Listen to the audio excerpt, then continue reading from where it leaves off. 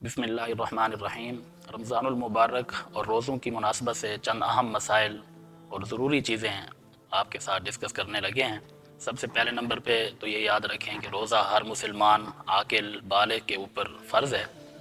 اگر کسی بچے کے اندر بلوغت کی کوئی علامت نہ پائی جائے تو پھر وہ 15 سال سے بالغ ہی کنسیڈر ہوگا، اسے بالغ ہی شمار کیا جائے گا۔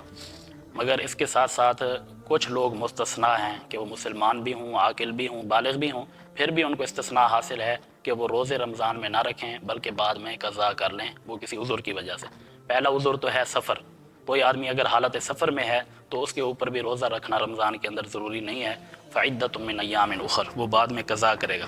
لیکن سفر کتنا ہو اور وہ مسافر کتنا سفر کر لے تو وہ شرعی طور پہ مسافر شمار ہوگا، وہ ہے 48 میل، جو تقریباً 72 سے 77 کلومیٹر بنتے ہیں۔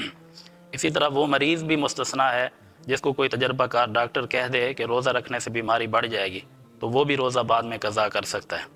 اسی طرح وہ عورت جو اپنی ماہواری اور مخصوص ایام گزار رہی ہے، حالت حیض میں ہے، اس کو بھی روزہ رکھنے کی اجازت نہیں ہے، وہ بھی روزہ بعد میں قضا کرے گی۔ اسی طرح وہ عورت جس نے بچہ جنا اور وہ حالت نفاس میں ہے تو اس کو بھی روزہ رکھنے کی اجازت نہیں ہے، وہ بھی بعد میں روزہ قضا کرے گی۔ لیکن یہاں پر یہ بات یاد رکھیں کہ جو ماہواری کے دن ہیں وہ زیادہ سے زیادہ 10 دن ہیں، لیکن اگر وہ ضروری نہیں ہے کہ وہ 10 دن ہی پورے کرے گی۔ ہر عورت کی اپنی عادت ہوتی ہے، وہ 10 دن ضروری نہیں ہے، وہ 4 دن بھی ہو سکتے ہیں، 5 دن بھی ہو سکتے ہیں، 7 دن بھی ہو سکتے ہیں، تو یہ 10 دن ضروری نہیں ہے۔ جب بھی وہ غسل کرے گی، اپنا سر پاک کرے گی، تب سے ہی وہ روزے رکھنا اور نمازیں پڑھنا شروع ہو جائے گی۔ اور یہ بھی یاد رکھیں کہ حالت حیض میں نمازیں معاف ہیں، ان کو قضا کرنے کی ضرورت نہیں ہے، لیکن روزوں کو قضا کرنا ضروری ہے، وہ واجب ہے، وہ روزے قضا کرے گی بعد میں۔ اور اسی طرح یہ بات بھی یاد رکھنے کی ہے کہ حالت نفاس اس کی زیادہ سے زیادہ مدت 40 دن ہے، لیکن 40 دن ضروری نہیں ہے کہ وہ نہ نماز پڑھے گی نہ روزہ رکھے گی، بلکہ اس کے اندر بھی یہی دیکھا جائے گا کہ جب وہ پاک ہو جائے گی، غسل کر لے گی، چاہے وہ 20 دن میں ہو، 25 دن میں ہو، 15 دن میں ہو، 40 دن ضروری نہیں ہے۔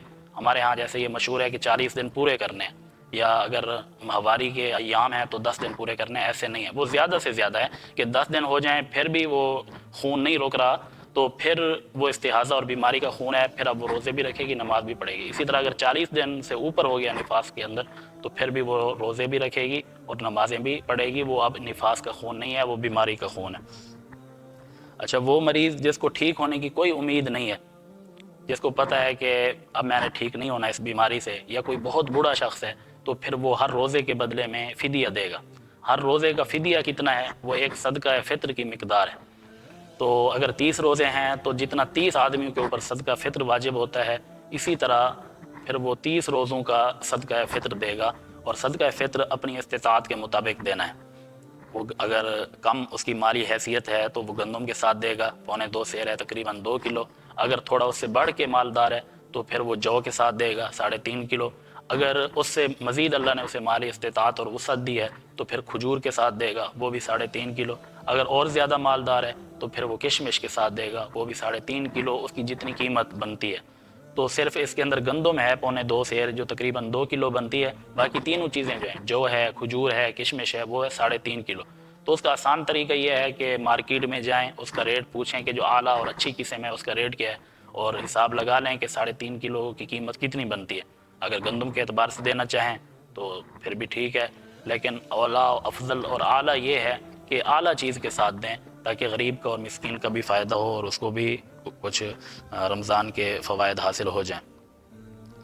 اور دوسرا مسئلہ یہ یاد رکھیں کہ اگر کوئی آدمی سحری کے ٹائم اس کی آنکھ کھلی اور وہ حالت جنابت میں تھا، اس کے اوپر غسل فرض تھا، تو اب وہ کیا کرے؟ اگر سحری کرتا ہے تو غسل نہیں ہو پائے گا، اگر غسل کرتا ہے تو سحری نہیں کر سکے گا، پھر روزہ گزارنا مشکل ہو جائے گا۔ تو اس کے لیے حکم یہ ہے کہ وہ سحری کر لے، وضو کر کے اطمینان کے ساتھ سحری کر لے، پھر بعد میں غسل کر لے۔ ظاہر ہے اس نے فجر کی نماز کے لیے تو غسل کرنا ہی ہے، یہ تو نہیں ہے کہ نماز چھوڑنی ہے، تو سحری کر کے پھر وہ غسل کر لے۔ اسی طرح اگر دن کے اندر روزے کی حالت میں اسے احتلام ہو جائے تو پھر بھی روزے کے اوپر کوئی اثر نہیں پڑتا۔ یہ بھی سننے میں آیا ہے کہ کچھ لوگ سمجھتے ہیں ہمارا روزہ ٹوٹ گیا، بعد میں قضا کر لیں گے، اور وہ کھانا پینا شروع کر دیتے ہیں۔ ایسا نہیں ہے، روزے کو کوئی فرق نہیں پڑتا کیونکہ یہ غیر اختیاری عمل ہے، بس یہ ہے کہ اس کے لیے غسل کر لیں گے۔ ہاں، غسل کے اندر احتیاط یہ ہے کہ اس کے اندر اگر ہم غرارہ کرتے تھے تو غرارہ نہیں کریں گے، کلی کریں گے، ناک میں پانی ڈال لیں گے اور پورے جسم پر اچھے طریقے سے پانی بہائیں گے کہ کوئی تھوڑی سی جگہ بھی ہماری خشک نہ رہے ہمارے جسم میں سے. اور اس کے اندر زیادہ وہم میں بھی نہیں پڑنا کہ کہیں حلق میں نہ پانی چلا گیا ہو, کہیں میرا روزہ نہ ٹوٹ گیا ہو. جتنا ہم وہم میں پڑیں گے اتنا زیادہ ہمارے لیے یہ پریشانی کا باعث ہوگا. دوسرا, روزے کے لیے نیت ضروری ہے. کوئی شخص اگر بغیر کھائے پیے وہ پورا دن گزار دیتا ہے, لیکن اگر اس نے روزے کی نیت نہیں کی تو اس کا روزہ نہیں ہوگا.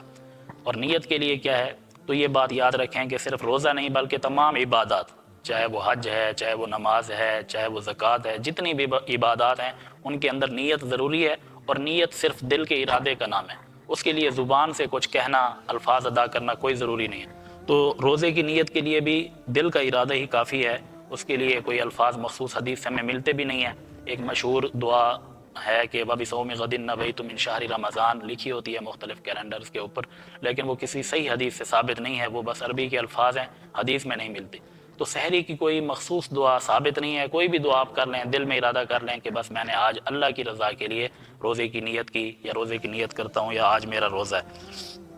اور یہ نیت فرضی روزوں کے اندر تو سحری کا وقت ختم ہونے سے پہلے پہلے کرنا ضروری ہے. اگر اس وقت نیت نہیں کی تو پھر روزہ نہیں ہوگا.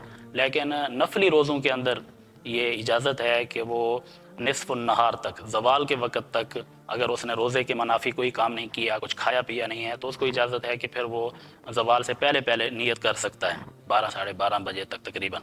اور اسی طرح کوئی اگر مریض ہے تو وہ بھی رمضان کے اندر اس کو بھی اجازت ہے کہ وہ یہ سمجھتا ہے, ابھی وہ پریشانی کے عالم میں ہے کہ پتہ نہیں میں روزہ رکھ سکتا ہوں یا نہیں, میرا روزہ پورا ہوگا یا نہیں, تو اس کو بھی گنجائش ہے اس کے لیے کہ وہ یہ دیکھ سکتا ہے کہ زوال تک نیت کر سکتا ہے, وہاں تک اس کے لیے گنجائش ہے.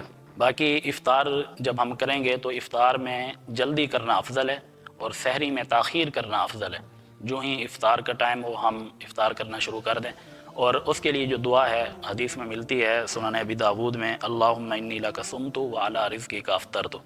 باقی اس کے اوپر جو زائد الفاظ ہیں وَبِکَ آمَنْتُ وَعَلَيْکَ تَوَکَّلْتُ, وہ ثابت نہیں ہے کسی بھی حدیث سے.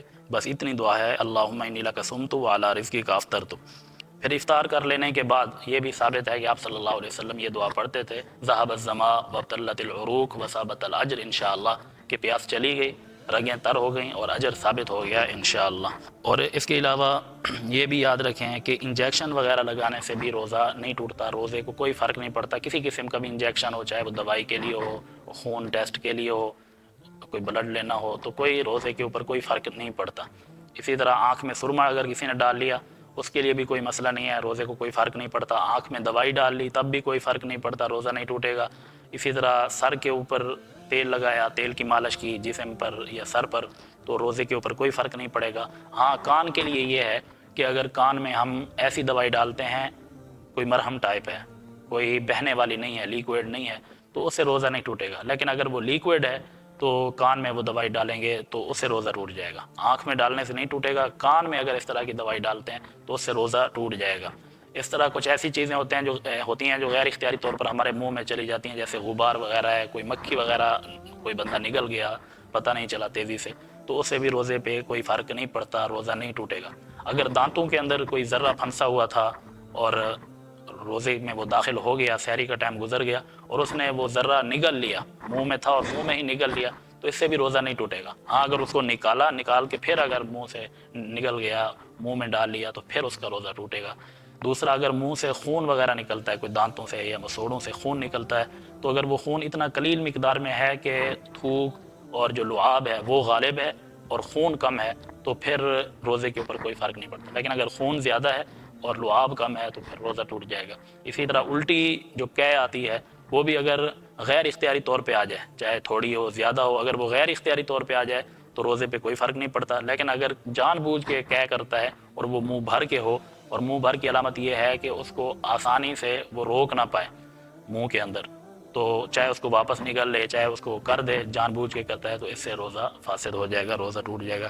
یہ چند ضروری مسائل ہیں. اس کے ساتھ ساتھ آج کل کوئی تشخیص کے لیے انڈوسکوپی کی جاتی ہے, نالی کے ذریعے کیمرہ اندر داخل کیا جاتا ہے معدے کے اندر, تو اس کے اوپر اگر کوئی دوائی نہیں لگی ہوئی, وہ صرف معائنے کے لیے, اور وہاں سے کوئی نمونہ اور بایوپسی بھی لی گئی ہے, تو اس سے بھی روزے کے اوپر کوئی فرق نہیں پڑتا. اسی طرح کوئی کولونوسکوپی ہے کہ مقعد کے راستے سے کوئی کیمرے کے ذریعے وہ ایک نالی یا کوئی تار وغیرہ کے ذریعے معائنے کے لیے اندر کوئی چیز ڈالی جائے تو اس سے بھی روزے کے اوپر کوئی فرق نہیں پڑتا. ہاں اگر اس کے اوپر کوئی دوائی لگی ہو یا اس چیز کو اندر رکھنا ہو معدے کے اندر اور اس کو واپس نہ نکالنا ہو تو پھر روزہ ٹوٹے گا. ادروائز روزے کے اوپر کوئی فرق نہیں پڑے گا کیونکہ وہ صرف معائنے کے لیے ہوتا ہے, کوئی دوائی ڈالنے کے لیے نہیں ہوتا. نمونہ بھی وہاں سے لیا جا سکتا ہے, روزے کے اوپر کوئی فرق نہیں پڑے گا.